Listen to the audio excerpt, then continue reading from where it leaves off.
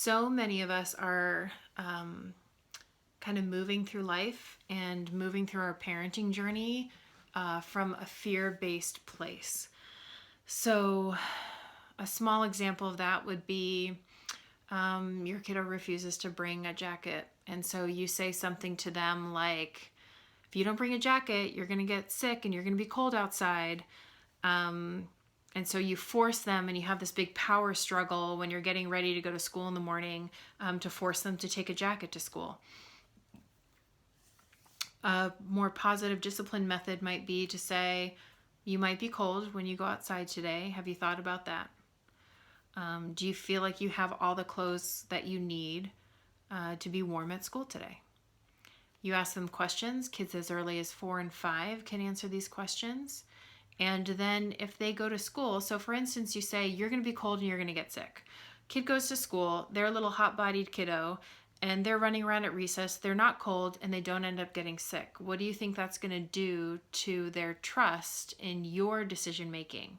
They're going to say, well, they said I was going to get sick and I didn't. The same can be said when our kids get older. We say, you're going to get a bad grade if this happens, or you're going to be unsafe in the car if you don't pay attention, whatever it is. And if that outcome doesn't come to fruition, then your kids aren't going to trust you.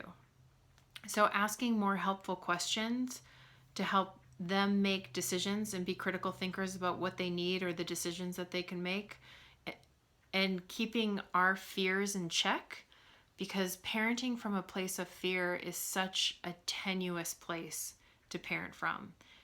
Kids can feel that fear.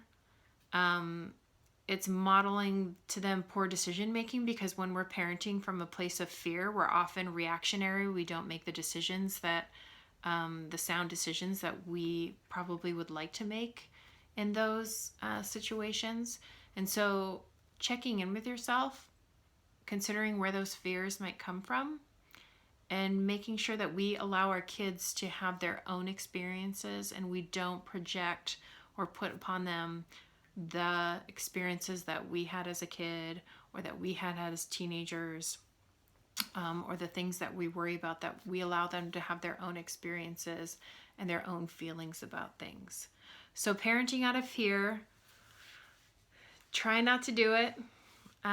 If you feel like you're making those decisions, maybe work with a therapist, work with someone, a parent coach, work with someone to help you figure out better ways to parent so that you can have a more connected relationship with your kids. Because parenting out of fear or doing anything out of fear is a place where we can't make connection with others, because we're in this feelings part of our brain that does not allow for interpersonal connections.